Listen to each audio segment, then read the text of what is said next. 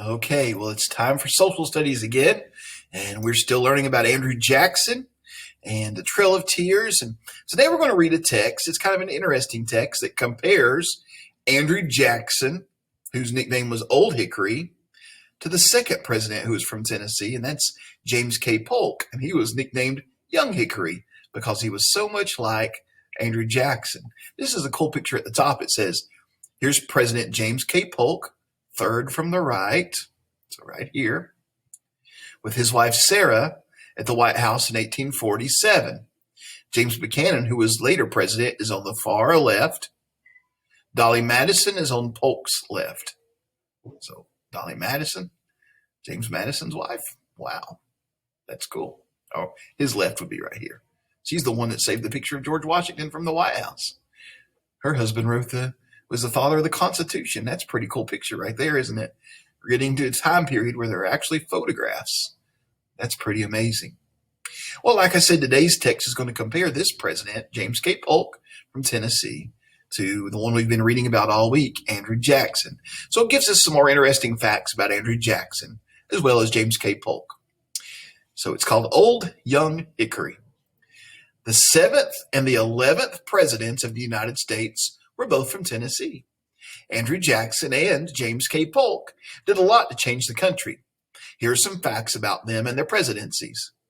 First, Andrew Jackson. Jackson was born near the border of North and South Carolina. He had a sad childhood. His mother and his two brothers were killed in the American Revolution, leaving Andrew alone by the time he was 14. Jackson moved across the mountains as a young man and became a lawyer. After he Excuse me, but we want to let everyone know that we will be losing network here in just a few minutes, and it'll last for about 30 minutes. We'll let you know when it's back up. Thank you. Oh boy. After he got to Middle Tennessee in 1788, he emerged as a leader. In 1796, he was elected to Tennessee's first constitutional convention. That year, he became Tennessee's first representative in the U.S. House. Jackson did not get along with everyone. He and John Sevier once nearly got into a fight in the streets of Knoxville. A few years later, Jackson got in a shooting match with Thomas Hart Benton in Nashville and nearly died as a result.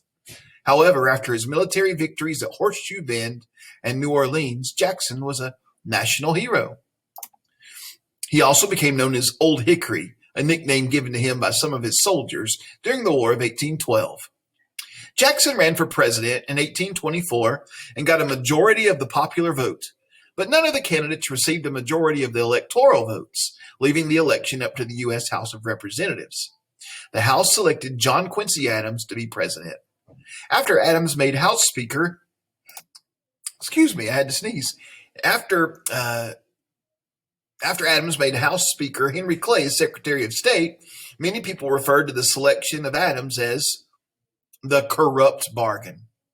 In 1828, Andrew Jackson won the election and became the 7th president of the U.S. In the previous chapter, we talked about Jackson's involvement with the Indian Removal Act. Here are 3 other things you should know about him. Number 1, Jackson hated the idea of the government borrowing money to do things. Because of this, he reduced and practically eliminated the national debt. To this end, Jackson was against federal government's projects for internal improvements such as roads, because they had to spend money instead of save it. Jackson was opposed to the National Bank. He voted the re-charter of the Second Bank of the United States. When Jackson was president, the government in South Carolina refused to enact a federal tariff, which was a tax on goods imported and exported. Jackson was outraged and threatened to lead an army into South Carolina as a result. At one point, he even said that if the people in South Carolina shed blood in opposition to the laws of the United States, he would hang the first man he could lay his hand on engaged in such a treasonable conduct upon the first tree he can reach. So he kind of talked tough, didn't he? He said, if you don't follow my laws, I'll hang you from a tree. The tariff was reduced, violence avoided, in what is now known as the nullification crisis. A generation later, President Lincoln faced a similar crisis with South Carolina that resulted in the Civil War. James K. Polk. James K. Polk was a supporter of Jackson's, who became known as Young Hickory. Like Jackson, Polk had been born in the Carolinas and came to Tennessee as a youth. However, unlike Jackson, he grew up with the support of a family. Polk's family settled in Columbia. He was elected to be a state legislator, then a U.S. representative, and then the governor of Tennessee. Polk became president of the United States in one of the most memorable presidential elections of all time. In 1844, no Democrat could get the support of a majority of the voters. At the Democratic National Convention that year, Polk was nominated for president on the 9th ballot. He became the first dark horse candidate to be nominated by a major political party in the U.S. That fall, Polk successfully ran against Henry Clay. Polk's campaign slogan was 54-40 or fight, in reference to an ongoing border dispute with Canada. President Polk had a very active term. He acquired the land that now compromises Washington, Oregon, Idaho, and parts of Montana and Wyoming.